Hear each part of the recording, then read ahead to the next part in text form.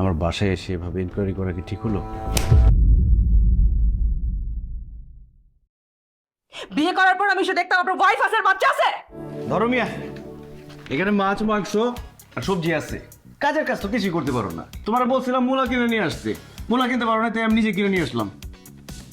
Apple ভাই, এই কাজটা করতে না পারলেও আমি আরেকটা কাজ করছি। কি কাজ করছো? আমার চাকরি হয়েছে, আগামীকাল থেকে আমার। বাহ, শাবাশ, কংগ্রেচুলেশনস।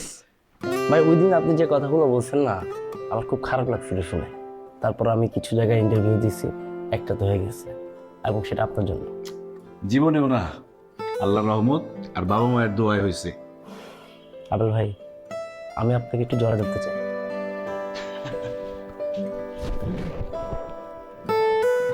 কই তোমার আপা কই? ও আপু তো সকালবেলা বের হয়ে গেছে। কি বলো, আমি দেখলাম না কেন? আচ্ছা যাই হোক, আন্টিরে বললো আমরা রাত্রে খাবো। আচ্ছা, কংগ্রেচুলেশনস। ঠিক আছে।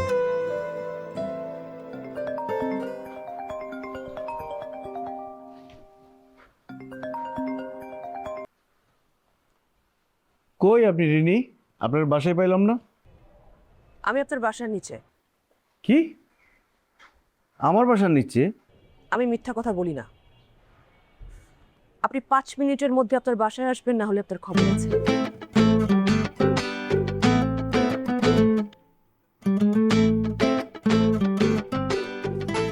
আপনি আপেল ভাইয়ের বাসা যাবেন?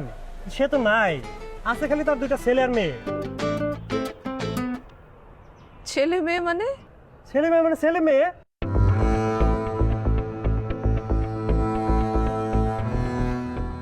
আপনি কে কোন তো? আমি ওর চাচাতো বোন। ও তাহলে তো জানারই কথা। শোনেন, ওর কামের মেয়ের আছে, তার 2-3 দিন থাকার কথা ছিল, কিন্তু ওর নাকি কে মইরা গেছে, সকালবেলায় চলে গেছে। কথাটা তো আপেল ভাইয়ের ফোনে করার কথা ছিল, বুঝতে কিনা আমি জানি না। Thank you.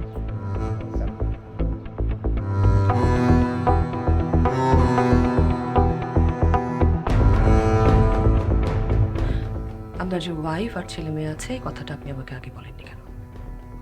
আমার পারমিশন ছাড়া আমার বাসায় এসে এভাবে ইনকোয়ারি করা কি ঠিক হলো?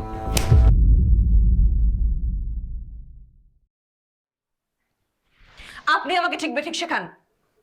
আপনি, হ্যাঁ, যদি আমি আপনাকে বিয়ে করে ফেলতাম তাহলে আমার কি হতো বলেন তো?